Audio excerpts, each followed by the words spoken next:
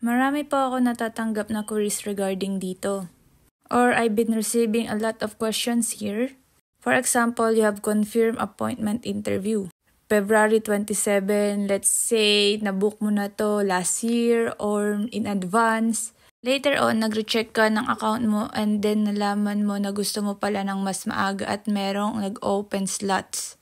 Or you want to adjust the date later on because some things came up. Based on my experience and to my parents who applied different years, I only did one time reschedule. Or isang beses ko lang siyang ginawa.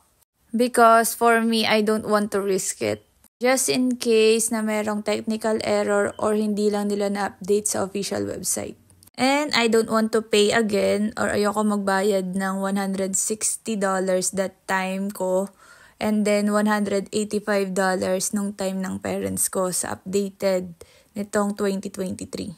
Dahil 8,000 pesos or 9,250 pesos siya kung based sa 50 pesos. Based sa mga statement ng iba, okay naman daw sa kanila na kapag reschedule sila 2 to 3 times.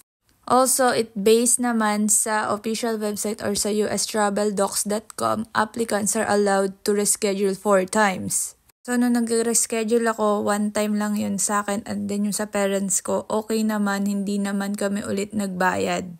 At to clarify din po sa mga nakapanood at manonood po nito, for example po, nagkaroon din po kayo ng mistake sa DS-160 or kailangan yung i-update yung DS-160. So, once nire-upload nyo na po yung correct DS-160 sa account nyo sa may confirm booking interview appointment, wala din po kayong dapat bayaran doon kahit ilang beses po kayo mag-re-upload ng DS-160.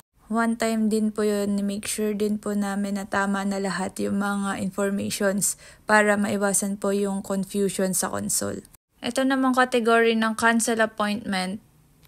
Never ko siyang nagawa or never tried it yet. Again, I don't want to take the risk or ayoko ulit magbayad ng US tourist visa fee. Based on my research on the internet, US visa appointment can be cancelled at any time. Of course, there is no fee for cancelling the appointment. And based sa iba, kapag daw nakapag-book ka na ng appointment at kinancel mo yon, non-refundable.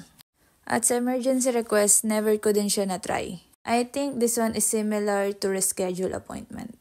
Ang magiging pinagkaiba lang is yung reason. Like how urgent is it? Or is it accident? Or is it talking about the life and death? So I suggest for me to be safe, piliin nyo na lang yung rescheduled appointment. Based on official websites, visa fees are valid for 1 calendar year. Or valid siya ng 1 taon. Make sure you or if you are group appointment, lahat kayo ay mag-agree sa date if mag-change kayo.